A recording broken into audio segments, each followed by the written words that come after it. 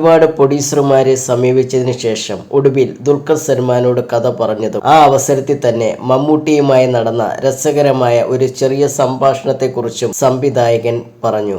ദുൽഖർ സൽമാനോട് ലോകയുടെ കഥ പറയുന്നതിന് മുമ്പ് പല നിർമ്മാതാക്കളെയും സമീപിച്ചിരുന്നുവെന്ന് വെളിപ്പെടുത്തിയ ഡൊമിനിക് അരുണും നിമിഷ രവിയും ആരും ഈ പ്രൊജക്റ്റ് ചെയ്യാൻ തയ്യാറായിരുന്നില്ല എന്ന് കൂട്ടിച്ചേർത്തു.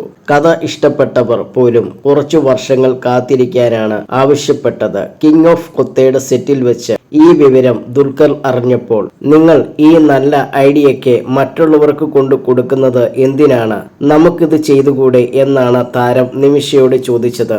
അങ്ങനെ ദുൽഖറിനോട് കഥ പറയാൻ ഡൊമിനിക് അരുൺ അദ്ദേഹത്തിന്റെ വീട്ടിലേക്ക് ചെന്നു.